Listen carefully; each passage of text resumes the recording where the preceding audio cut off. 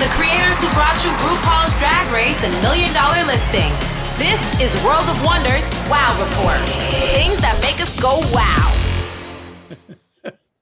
Hello, everyone, and welcome to this week's edition of the Wow Report, where we count down the top 10 topics of the week that made us go wow.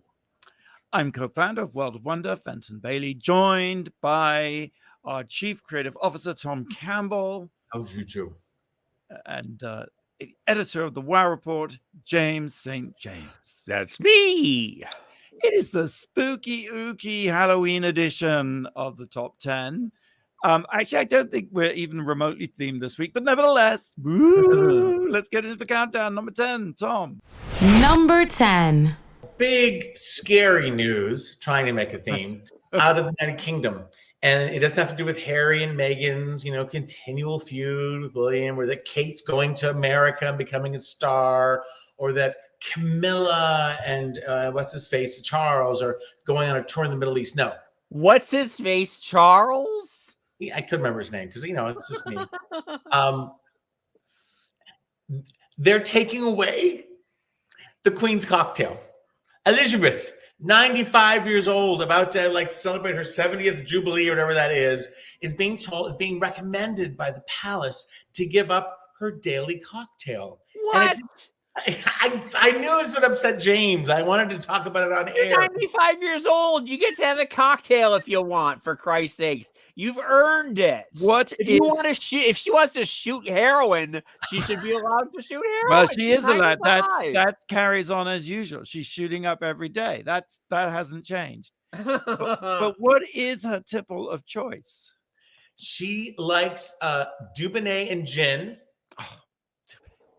She might have they say one cocktail a day, and then it's like a little wine with lunch, a Dubonnet and gin at the and then a martini later. So I think it's 3 or 4 cocktails. But again, don't forget the nightcap. The nightcap. Yes, exactly. Champagne to go to bed. Champagne. She sounds so glamorous. I don't drink, as you know, anymore. But it did have champagne before you go to bed that is brought to you and taken away. Sounds very glamorous. Well, her mother drank a lot of gin, if I recall. That was always in her handbag. That's right, a bottle of gin. She was always yes. The Queen Mum was just always sloshing around. I have to say, gin was my alcohol of choice way back when.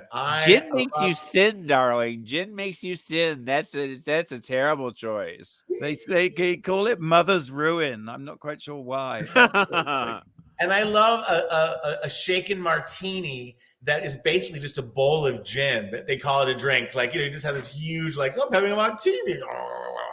But, I don't know. Long live the Queen. Well, why would they do that? What was she?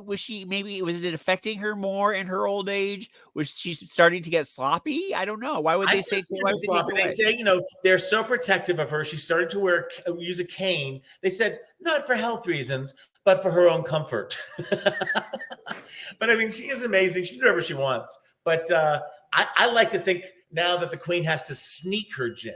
I like the idea of her escaping her bedroom, sneaking by the guards, and just raiding the liquor. It's like she goes down into the basement and lights up a doobie with her friends, and don't let Charles and Camilla know. Okay, it's maybe not the biggest news of the week. That's why it's number 10. But I thought it's funny to think of our Queen, who I must say, the royals, they come, they go. The gossip breaks. But Queen Elizabeth has always sort of had our love and respect. The prospect of life without her is just, unimaginable, because they come and go, but she has come and stayed and stayed and stayed. And there was a rumor today on Twitter that she had passed away because she had gone to the hospital last week, and it went like wildfire. And then come to find out it wasn't true. But I do have a feeling that we don't have her for very much longer. We need to treasure her while we can. Right. Yes. All right. So tonight, have a drink for Queen Elizabeth. Bottoms up. All right. Number 9, James. Number 9. I saw The Last Duel. Ridley Scott's 14th century medieval take on a historical duel that took place in Normandy, France. And it's pretty spectacular. It's really good. It was the last time that the government mandated a duel be fought as a result of a judicial ruling. So it was like they said that the ruling was you must fight to the death by duel. And it was the last time that ever happened. Henceforth, whatever happened, duels were honor bound. And it was like, you have insulted me, sir. I challenge you to a duel. But this was the last time that the government during a trial said you have to do a duel. And it's stars Matt Damon, Ben Affleck, Jodie Comer from Killing Eve, and Adam Driver. And it's told in a Rashomon style where because we still do, to this day we don't really know what happened in this case. And so we're told the same story 3 different times from 3 different points of view, from Matt Damon's, from Adam Driver's, and from Jodie Comer's point of view. And she is married to Matt Damon, and Adam Driver is an interloper, and he rapes her. He may or may not rapes her. We don't know. According to Matt and Jodie, he did. Adam says he didn't. But it's you're sort of left feeling that Jodie's version is the true version, and that she was raped. And yeah, did you like it? I loved it because it did not perform well at the box office, and people were kind of savaging it as a result. Like maybe they're. I'll tell you, and this is the thing about that pisses me off is that the what I'm seeing people on Twitter and Facebook and everything are saying. I don't want to see a movie about rape. I don't want to see a woman like that. Well, the history of the world is war, violence, raping, pillaging, famine, plague. I mean, if you can ignore that at your own peril. These stories are out. This is a historical story that happened, and it had ramifications going down to this day. So if you say I go to the movies to see butterflies and rainbows, I don't need any of that. Whatever, grow up. It's like I go to the movies to be challenged. I go to see rape and carnage and horror and I go to be challenged. I go to see great filmmakers at the top of their game. Ridley Scott has never made a bad movie. When you did you go to the theater to see this? I did. I went to the theater, and you need to see it because when you finally tell the 3 stories, and then you get to the actual duel. The duel is absolutely spectacularly shot. It's just, it's fantastic. Well, right, because you think a duel is it takes so many paces away from each other, turn and shoot. I mean, it's over actually, this is medieval, so there were no guns. This is jousting. This is on a horse jousting, and then once they knock the horse down, then they get the swords and they battle with the swords to the end. I will say, story-wise, you've convinced me. I'm going to see it, but they are saying that older audience members, this is more of a mature film, right? For mature audiences, are still reluctant to go back to the theater, and that's why it may have bombed at the box office. That could be. It could be. I think that the way to do it now is to open it in theaters and at home. I don't think you can just have exclusively theater anymore. I think you're right. I mean, I think movies as we have known them are kind of over. That doesn't mean the theatrical piece will go away. I think it will. It's a shame though, because something like this, Ridley Scott is, like when you think of Gladiator, you think like that you really need to see something like that. I mean, Blade Runner. You need Blade Runner. Yes, you need to see it on a big screen. Yeah. And when Ridley Scott tackles the Middle Ages, it is the doublets and wimples and just everything. Watch it on IMAX. I'll watch it on my Apple Watch. There you go. I'm also excited for House of Gucci, which is coming, come on, that is Showgirls Part 2. That is going to be the biggest bomb of the year. Have you heard her accent? She sounds like the nanny. She sounds like. Have you seen who she's playing on YouTube? The real version? They're identical. Whatever. Our Lady of Gaga has got it in the bag. Let's save it for another time. All right. The Last Duel. You're watching The Last Duel right now between me and James. No, The Last Duel is in theaters now. Number 8. I'm keeping with the Halloween theme. Ice cream, you scream. Hey, I never talk about food on the show, and I'm not really a foodie. I like to eat the same thing over and over and over and over. You do But like your stinky cheese, though. I love my stinky cheese. I love my Marmite and toast. You know, I'm a creature of habit. I've been eating yogurt and berries since I was 12 years old. Anyway, that is not the point of this. I am talking about this vegan ice cream that, thanks to Billy and Nolan, I have discovered. And oh my God, my problem with vegan food is it's often trying to imitate something else and sort of fails. You know, the moment you hear vegan ice cream, you're thinking of delicious ice cream, and then you put it in your mouth and you're like, what is happening? Oh, this is better than ice cream itself. And it's called Awan, A-W-A-N, which is the Indonesian word for cloud. Yes, Awan. And it's made by Zen Ong. And he is a chef who's been doing Indonesian Angelino, Los Angeles meets Indonesian food. And he's been doing a series of pop-up restaurants that have been really caught on, and they're really popular. I've never been, but Billy and Nolan started going. And then, of course, the pandemic put an end to his dream of opening an actual bricks and mortars Indonesian restaurant. But instead, what happened is he met this guy, Tom Ifagan, who runs Dayglow Coffee. Now, you may not have heard of Dayglow Coffee. It's a coffee shop in West Hollywood. It's tiny. It's the size of a matchbox. And he has one in West Hollywood and one in Chicago. And they got together and they've started producing this unbelievable ice cream. It's vegan. It's made out of coconut cream and coconut water. You wouldn't know it. And the flavors are just so intense. Have you ever heard of lime finger? It's like a lime. It's like a lime, but it's shaped like a finger. And it's got little granules in. So when you put it into the ice cream and you eat it, you get these little pops of citrus. It's like Pop Rocks in your mouth. Passion fruit. You know, passion fruit is that slimy thing with all those pits in it. But what does passion fruit really taste like? It doesn't taste very nice. But if you have it in passion fruit ice cream, the flavor just explodes and you're crunching these passion fruit seeds in your mouth. The whole thing is just, it's a mouthgasm. I'm telling you, you have to go right now to, it's 866 Huntley Drive, which is just off Santa Monica Boulevard. And it's tiny. It's a tiny little window. It's where the yogurty place used to be. Maybe right? it is.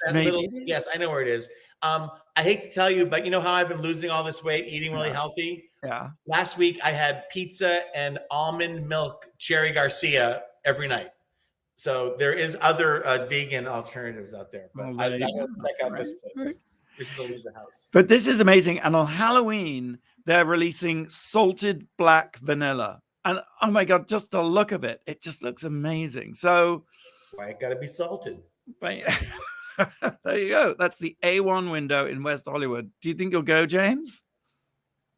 Probably not. Oh my God! I'll take you. We'll meet there. We'll wear masks. I'll buy you one. And yes, if we all meet up for lunch one day, maybe I'll go. Yes. Okay. Oh, okay. I'll treat you. Okay. That'd be lovely. Okay. Now he'll show up. Yeah. Right. Let's take a break. Hey, meet the queens of Drag Race Italia on the WoW Report and Canada's Drag Race, available now on WoW Presents Plus, worldwide excluding Canada. All right. Wow. Blake, do you have a question? I do. What was used before pumpkins to make jack-o'-lanterns? What was used before pumpkins to make jack-o'-lanterns? We'll have the answer right after the break here on the WoW Report. You're listening to World of Wonders WoW Report. Things that make us go wow. Welcome back to the WoW Report. I'm co-founder of World of Wonder, Fenton Bailey, joined by James St. James, the legendary editor of the WoW Report, and our Chief Creative Officer, Tom Campbell. And Blake is with us too, with a question that you had before the break. What was used to make jack-o'-lanterns before pumpkins? They used to scoop out the heads of dead people. I'm just gonna say like a squash or a some sort of other gourd. Some sort of other gourd. Gil Gordon. Well, the answer is, or do Some you sort have a of- guess? Benton, go ahead, guess. I'm just too amused by some sort of other gourd. Well, I don't understand. Why is that I don't know. funny? It just tickles me. It makes me laugh. The Irish who started the tradition Potatoes. first used potatoes and turnips for jack-o'-lantern. But they I'll were be so ding dong. tiny. Does a turnip count as some other gourd? Maybe. I don't know. Few people. I swear. More of a My next topic is just gonna be a list of different types of gourd. On the next Wow Report. I think it's probably a root vegetable. Please do. I love the word gourd. It's just giving me it's making my sphincter tingle. Counting down the top 10 things that made us go, wow, we've reached number 7, Tom. Number 7. I'm actually going to hand this over to the one and only Blake. Hi. So I just wanted to talk about a few of the things I'm streaming. You guys have heard of Storage Wars, right? On A&E. Yeah. Sure. A staple of A&E for years and years and years and years. Right. And they've spun that off to a few different things on A&E that have maybe spun off to other networks, but it's 3 shows that are kind of like this. Now, the first is Shipping Wars. Have you guys ever? This was on from like 2012 through like 2016, and it went away for a while. I don't know why, because it was one of my favorite shows, but it's where there's this website called UBid, and the truckers go on there, and like people need, like a heavy statue transported from New York to Oklahoma. And so they'll go on there and, bid against each other, and whoever gets the lowest bid wins the bid. And then it shows them, going and picking up the shipment and delivering it. And Well, that's interesting because there's a pair of chairs in an antique store in where is it? St. Petersburg, Florida, where my dad lives, that I've wanted, but I didn't know how to get them back home. Well, now you can go to ubid.com. And Shipping Wars is coming back in November, so I just wanted to talk about that one. But this time, they're transporting illicit drugs. Oh, I wish. The second one I'm watching, Sex trafficking, human beings. Oh, that's a good show idea. No.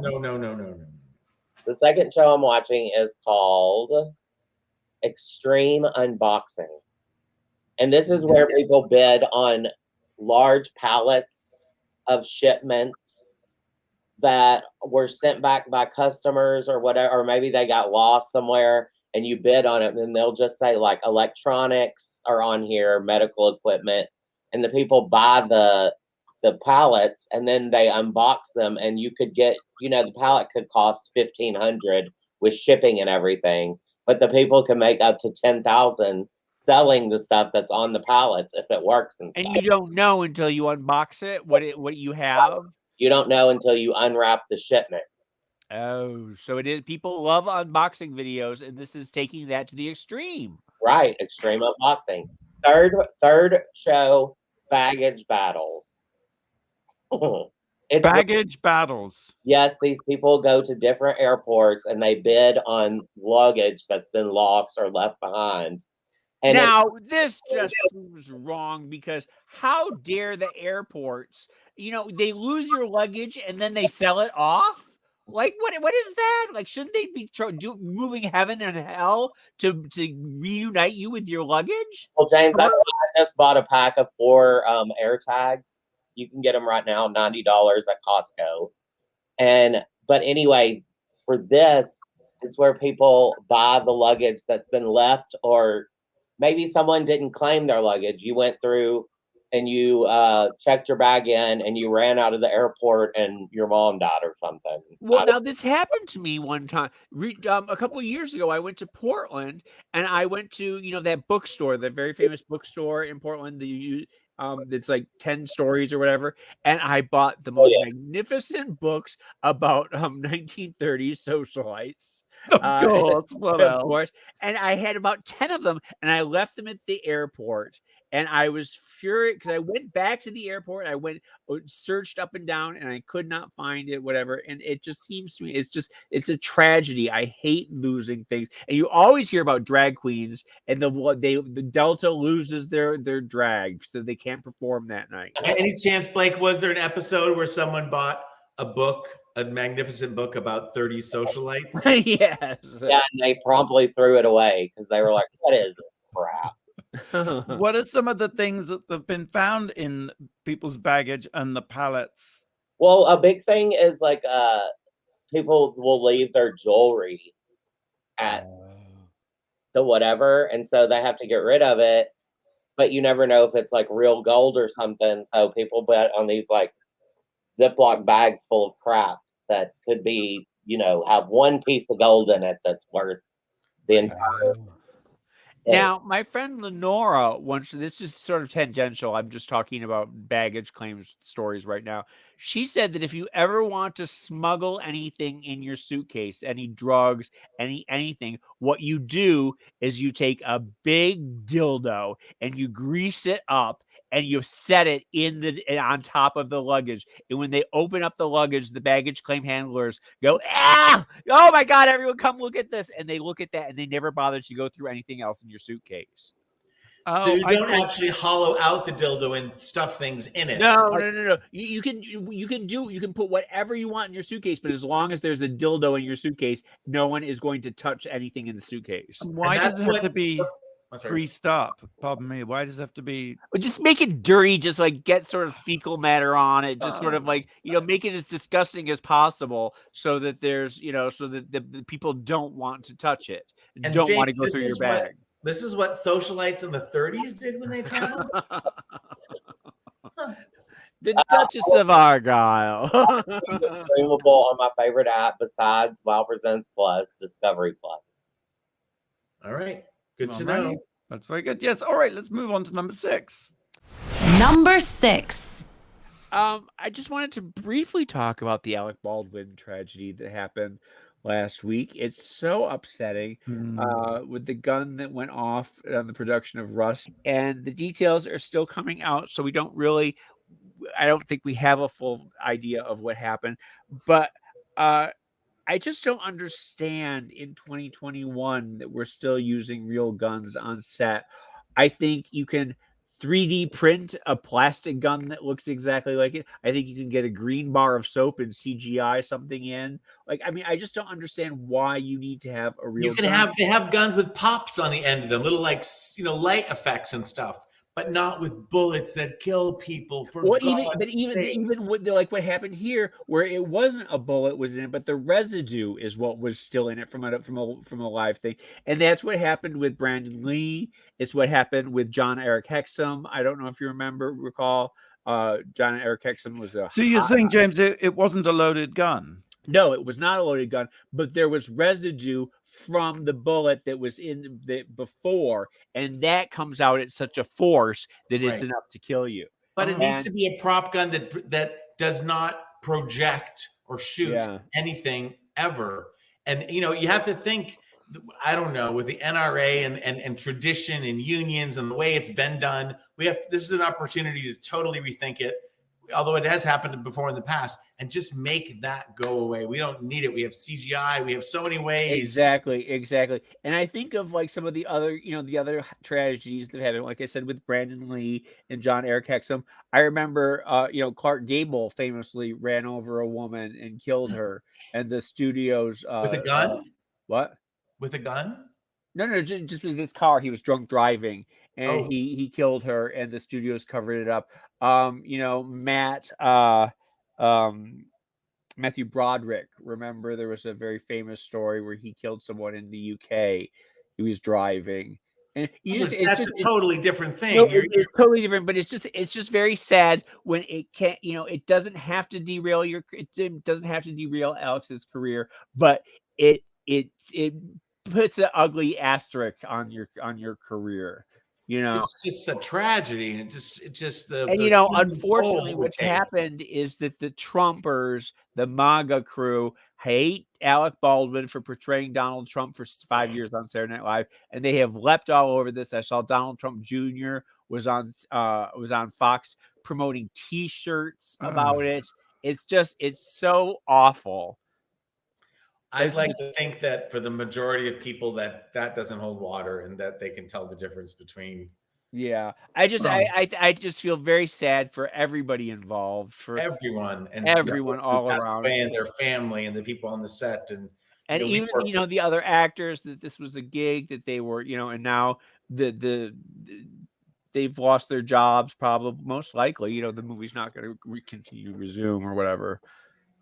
It is very sad, and it sort of ties in with the Yahtzee negotiations that have been going on recently about long hours on set and safety on set. Right, exactly. It's kind of all, to some extent, it's all of a piece. And the reality is that this was an independent movie, a low budget movie, and that on those sets, you are always racing against the clock. You're always, hard up in terms of budget. You're always scrambling for crew and people who are sufficiently qualified and experienced. And it's guerrilla filmmaking, and you just leap out and you do it, and you don't think about things. You're going at a lightning pace, like you said. Yes. And so the whole culture is, a challenging environment to function in. Even things like, a related story is that I think some of the union crew on the set quit because one of the things was the drive at the end of the day. You work a 12, 14-hour day, and, the door to door, you need to have a good amount of hours before you're back on set. And if you have to drive an hour to get home, it's driving after. And there's that scrappy spirit to get things done and people pitching in, but you have to be really careful not to cross that line, right? That's the challenge for everyone. And like I said, we don't really know, but did they go to Mexico so they could cut corners? It's New Mexico. They were shooting in New Mexico, which has become a very vibrant production hub. Yeah, a lot of films being filmed there. It's very tragic. Yes. Number five.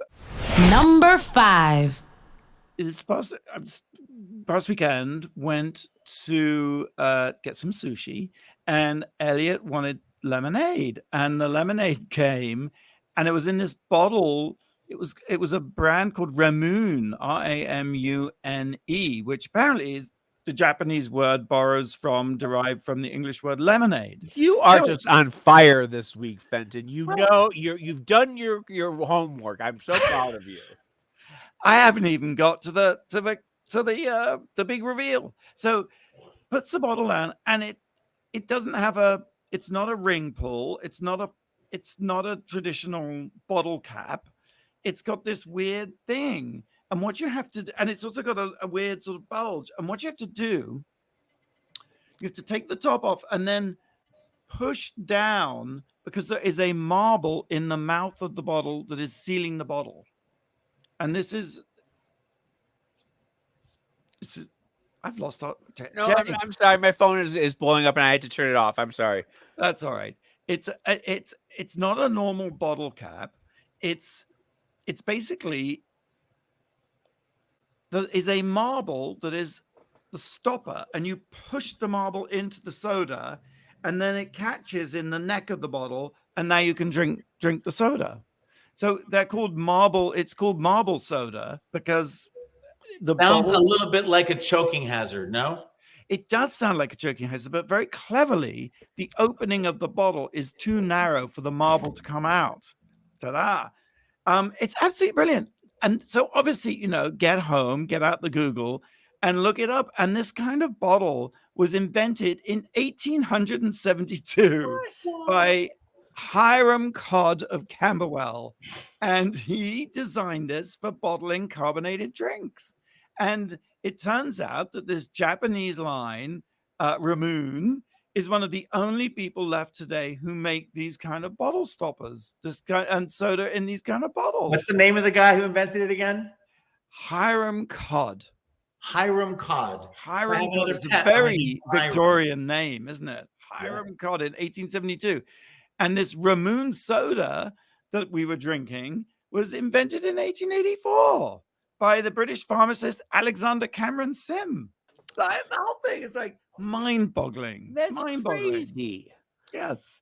And interestingly, the drink is called Mabu soda or marble soda, and it was very popular in Japan because it was believed to be a preventative for cholera.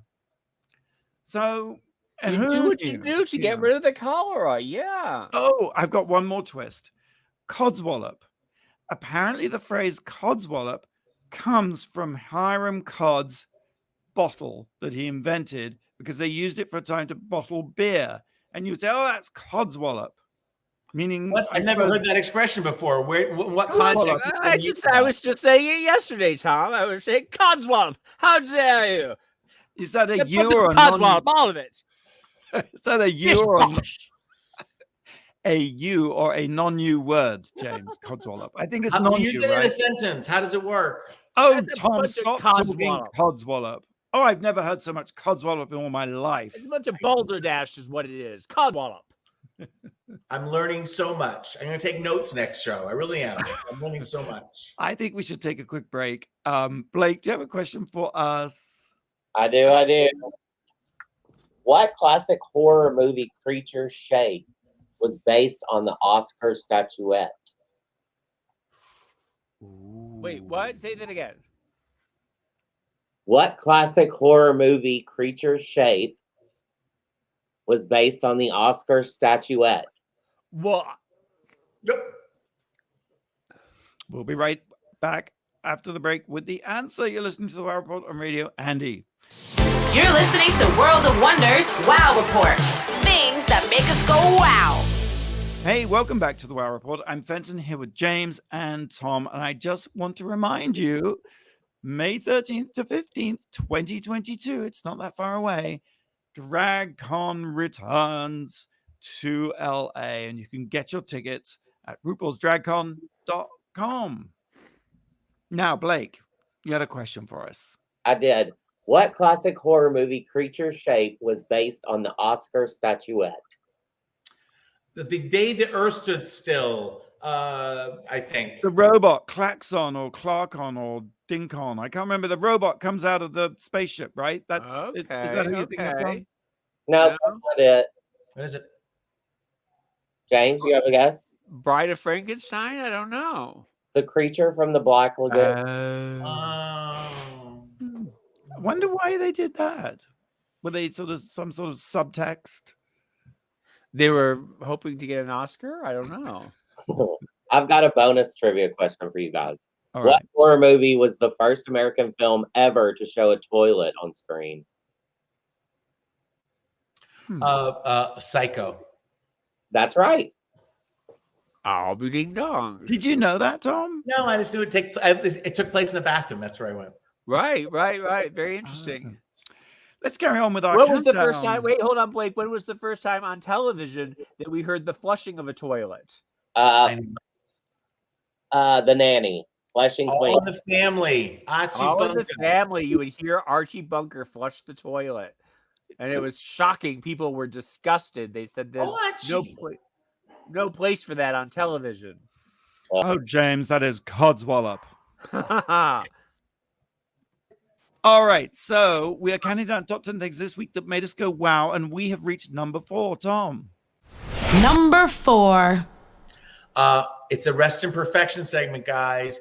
Peter Scolari, who was a wonderful, handsome, charming human being, an actor, first came onto the scene as Tom Hanks' co-star in Bosom Buddies. Drag on television in 1980, which was kind drag on television. 2 men dressed as women living in a hotel. Yes. So cute. Yes. It was a little bit of that Some Like It Hot kind of drag, right? And it was the idea that they were struggling in New York and the only way they could afford rent was to share a room in an only female hotel.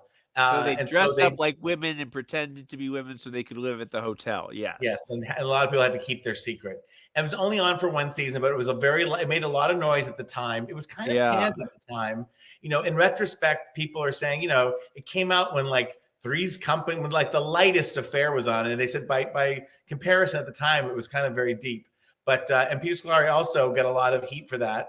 And 2 years later, you know, Dustin Hoffman did Tootsie. But anyway, but he went on to be on Newhart, the second Bob Newhart show, as the fastidious partner of Julia Duffy, and they were, you know, and Bob Newhart did, who's still alive and still with us, you know, did a lovely tribute to Peter, what a wonderful fine man he was, and how he and Julia and their characters and their acting made that second series of Newhart. Well, you know, they were a huge part of the engine that made it successful.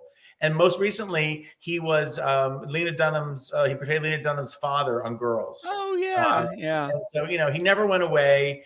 Was a dear friend of my friend Jennifer Butt, and you know, did a lot of plays, a lot of theater. He was in the TV version of Honey, I Shrunk the Kids. But there was this always, you know, he was for a while, he was sort of compared to Tom Hanks, and like, not, you know, that Tom Hanks made it, he didn't, but he was just a fine gentleman. By all accounts, everybody in Hollywood loved this man. He was just one of the good guys.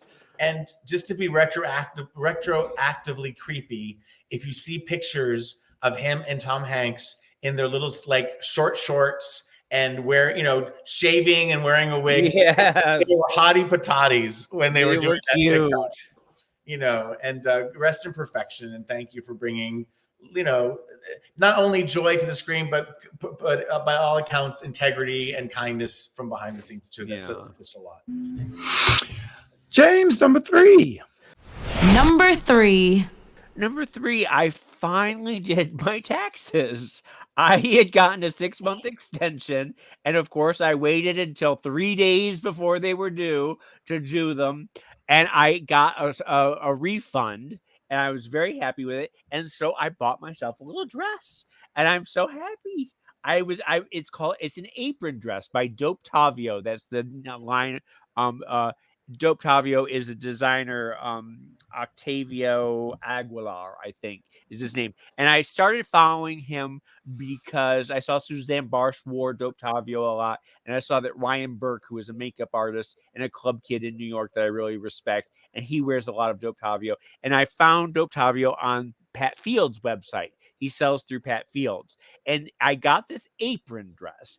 And it's what it is it's like a ball gown. It's a pink taffeta, or it's a polka dot taffeta ball gown, and it's the front of it it's just the front. You tie it on like an apron, so you wear like you just wear like a track. You know, you wear sweatpants and a t-shirt, and then so the people in the front look at you and they see a ball gown, but if they look at you from the back, you're just in a t-shirt and sweatpants. And I think that is the future of fashion right there. 100%. Yes, I don't know. All I have to do, I just crawl out of bed, tie on my apron dress, and I look fabulous. Will you wear it for our next episode, perhaps? Well, this is the thing. I've been buying a lot of Dopetavio this past 2 years. I have a whole closet full of fabulous Dopetavio outfits, but nowhere to wear them. I haven't gone to a party in 2 years. So I have all these fabulous outfits, but if you see me in an apron dress, that's what it is. And also, I just wanted to point out that Dopetavio is on this season of Project Runway, airing right now. He is one of the designers on it. So he's sort of blowing up a little bit, and I'd just like to... He's a contestant? He's a contestant? He's a contestant, yes. And he's doing really well, and he's really fabulous. And I noticed that a lot of people... I don't want to say the names, but there's some big designers out there who are copying him. I saw in this year's runway looks. They're all doing sort of Dopetavio. He does these big puffy bomber jackets that are like, like remember the Andre Leontali one, that giant red puffer jacket. It looked like a circus tent. Yes. Yes. he does things like that are just huge puffy things and ruffles. I'm hearing two things. One, the show isn't big enough for James to spoil wearing a new outfit. He's not going to wear it for us. And two, maybe next week I'm just going to wear one of those T-shirts that have a bikini body on it. You There just wear you over your go. swimsuit. Yes. And that'll be my fashion statement because James. It sort of won't wear reminds me his. of.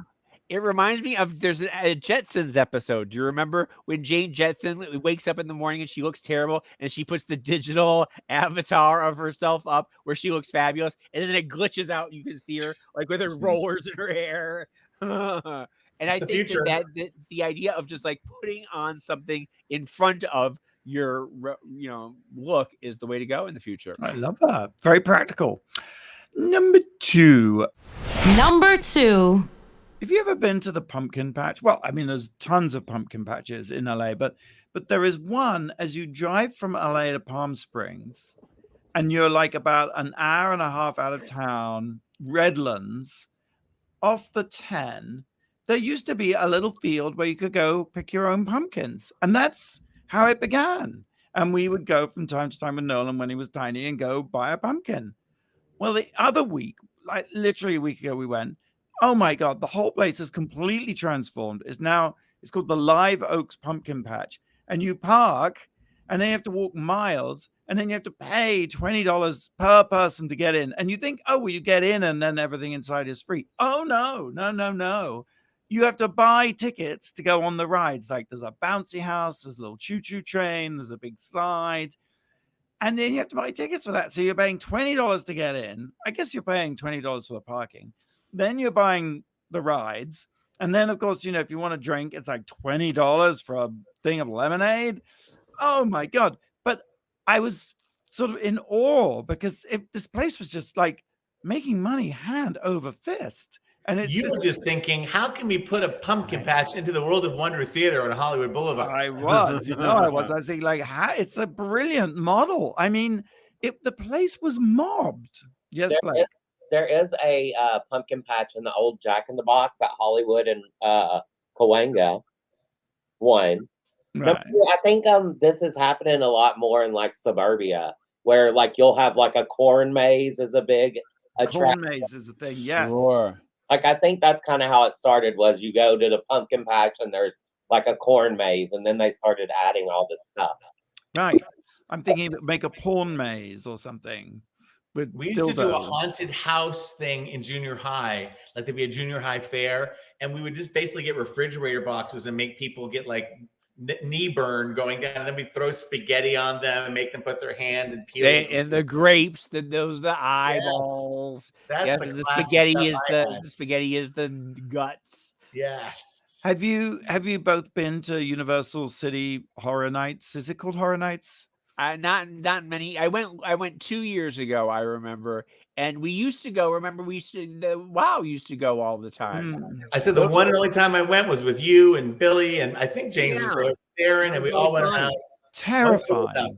It's just terrifying with all those people with chainsaws rushing at you. Oh yes, it feels kind of like rush hour in LA these days, so it's not that. They must have pretty great insurance because what if someone has a heart attack while you're like being pursued by a chainsaw? I know. I don't like. They aren't allowed to touch you, and people do. They do have problems. There's probably like a disclaimer that's like, if you have a heart attack here. If you're lucky enough to witness someone having a heart attack, you have to pay $50 more each. I think that's how it works. Well, the genius, just going back to the pumpkin patch at Live Oaks, is that after Halloween, it turns into a Christmas tree thing, and they start the whole thing all over again. And then it's Valentine's Day, and then it's Arbor Day, and then it's Easter. And then when is Arbor Day? What is Arbor Day? June. We celebrate trees. Do we? Oh, that's a good. There you go. There's an opportunity. Trees. And Gourd Day. Oh, put all your money in Fenton's tree patch. There must be a Gourd Day. I have to look this up. National Gourd Day. Well, I mean, pumpkin is a gourd. Yeah, it's true, I suppose. There's a National Gourd Society. You know what we have to go see is the Van Gogh experience that's It's happening. funny you should mention that. I'm going tomorrow. And I just got tickets in early December for the Motion Picture Museum. Oh, I'm so excited to do that. I'm so very, very excited to do that. Yes. I opted not to spend the extra $15 per person to receive an Oscar. Oh. Well, you already have your own Emmys, so I didn't want to bring it up, but thank you. Oh, for the love of corn. But I do. But next week we will be talking about. I will be going to the Van Gogh exhibit tomorrow, so we'll talk about that next week. Good. Look forward to it. Just breaking news, I have to tell you that National Gourd Day is actually on the 26th of October, although it's generally known as National Pumpkin Day. Well, wait a minute. So today, We missed it. We missed it. It was 2 days ago, James. Oh my goodness. great. Yeah. All right, let's take a break. And when we come back, we'll reveal the number one thing that made us go wow this week. Let's hope we can think what it is in the break. You're listening to World of Wonders Wow Report. Things that make us go wow. Welcome back to the Wow Report. I'm Fenton here with Tom and James and Blake, and we've reached number one. What is the number one thing this week that made us go wow? Number one. For me, the number one thing is what a bad liar James St. James is. So whatever you think of James, however, acerbic, however biting, however critical he can be, mercurial, some say, he cannot tell a lie. And let me explain why. Sometimes we tape the show a little ahead of Friday, and we always pretend it's Friday while we're talking. James never gets that. Never, ever gets that. We're talking, it's October 26th today, Tuesday, when we're preaching this. Yes, we're taping this. I'm sorry, we're all very busy. And James says, oh, it's October 26th, that's today. No, James, it's Friday. It's Friday, James, for God's sake. I'm just the for now. worst. Party kid, club kid, party monster, put glitter on your hump, make the world anything you want it to be. It's Friday. Yeah, it speaks to my mental decline. I'm very sorry that I just can't. I think it speaks to I your don't know good- why. Hey, wait, why are you picking on me when Fenton has not once in 277 episodes managed to get the order of the numbers right? Why am I being singled out here? Fenton signs my page. And there it is. And there it is. Damn you, money! Oh my No, God. but I think it's actually it speaks to your character that you do not bullshit. You do not. I mean, you don't bullshit. You don't lie. You don't cover up. You say what's exactly on your mind. And as much as I believe in my heart that it's Friday right now, you're right, James. It is Tuesday. It is National Gourd Day. You know, James, you said one of the things you said that has most stuck with me is that you said that I forget what it was. The algorithm has killed the space-time continuum. And yet, in spite of that, you are very literal about what day it is, what time of the day. So your space-time continuum is as robust as ever. Anyway, Wow. I think James should be the number one thing that makes us go wow. You are Every week. Every week. Every week. Sometimes the wow isn't that good. Sometimes it's like wow. Wow. Wow. Well, happy National Gourd Day, everyone, and happy Halloween. And same time, same place next week. Until then, go out and do something that makes the world go wow. Wow.